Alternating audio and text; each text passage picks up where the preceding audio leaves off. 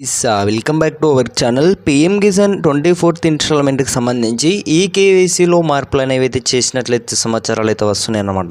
So ఇక్కడ అకౌంట్లోకి అయితే అందరికీ కూడా డబ్బులు అయితే పడడం అయితే జరుగుతుంది.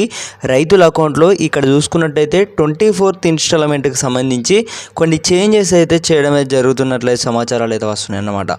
సో ఇప్పుడు మనం చూసుకున్నట్టయితే అక్టోబర్లో 24th ఇన్స్టాల్మెంట్ అయితే నిధులైతే విడుదల చేసేందుకు కేంద్ర ప్రభుత్వం అయితే ఇక్కడ మనం చూసుకున్నట్టయితే తుది నిర్ణయం అయితే దీనికి సంబంధించి కూడా మరిన్ని వివరాలు అనేది ఒకసారి అయితే వెళ్ళినట్లయితే ఇందుకోసం 3 లక్షల ఇక్కడ దాదాపు అయితే కోట్ల వ్యయం అయితే జరిగిందనమాట. సో కీలక పథకాలకు సంబంధించి కేఎల్ ఇండియాకు చూసుకున్నట్టయితే మనకు ఈ పథకాన్ని 2031 వరకు అన్నమాట 31 వరకు అయితే పొడిగింపు అయితే చేసినట్లయితే సమాచారం. పిఎం కిసాన్ సంబంధించి ఇప్పుడు వచ్చే భవిష్యత్తులో ముందు చూసుకున్నట్లయితే రైతుకు సంబంధించి ఇక్కడ అమౌంట్ ఏదైతే విషయంలో ఉందో ఇక్కడ మనకు దాదాపు అయితే పెంపు చేసే ఆలోచన వచ్చేసి కూడా కేంద్ర ప్రభుత్వం అయితే తుది నిర్ణయం అయితే తీసుకోవడం అయితే జరుగుతుందన్నమాట. సో రైతులందరికీ కూడా ఎంతో ఉపయోగపడుతుందని అయితే చెప్పుకోవచ్చు. సో ఇక్కడ మనకు ప్రభుత్వం అయితే చెప్తుంది, కేంద్ర ప్రభుత్వం అయితే రైతులకు సంబంధించి ఇక్కడ 2000 రూపాయల చొప్పున రైతుల ఖాతాలోకి అయితే ప్రతి ఇన్స్టాల్మెంట్ అయితే అమౌంట్ అయితే క్రెడిట్ అయితే జమ చేయడం అయితే జరుగుతుందన్నమాట కేంద్ర ప్రభుత్వం. సో ఇక్కడ ఈ కేవైసీ కొన్ని చేంజెస్ అయితే చేసినట్లయితే సమాచారం అనమాట.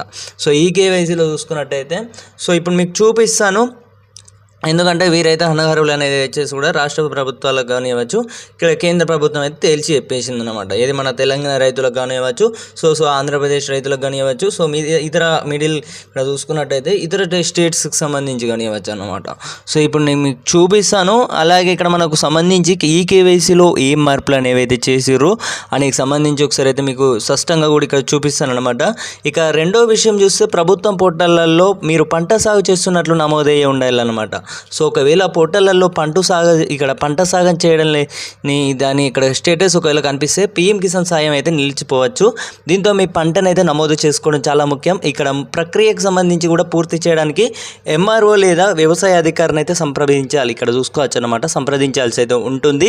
ఇక బ్యాంక్ అకౌంట్తో ఇక్కడ ఆధార్ కార్డును అనుసంధానం చేయాలని అయితే డీబీటీ ద్వారా నగదు పొందేందుకు ఇక్కడ ఈ ప్రాసెస్ అయితే ఉపయోగపడుతుంది. పిఎం కిసాన్ పోర్టల్కి అయితే వెళ్ళి మీరు ఈ 3 పనులు అయితే పూర్తి చేయవలసి ఉంటుందన్నమాట. సో ఖచ్చితంగా పూర్తి చేయవలసిందే. చేసిన వారికే ఇక్కడ మనం చూసుకున్నట్టయితే 24th ఇన్స్టాల్మెంట్కి సంబంధించి ఇక్కడ రైతుల అకౌంట్లోకి అయితే డబ్బులు అయితే క్రెడిట్ అయితే కావడం అయితే జరుగుతుందన్నమాట. సో రైతులందరూ కూడా అడుగుతున్నారు, ఇక్కడ ఏది మన 24వ విడతకు సంబంధించి కూడా ఏది మన ఈ కేవైసీలో చేంజెస్ అవుతున్నాయి కదా.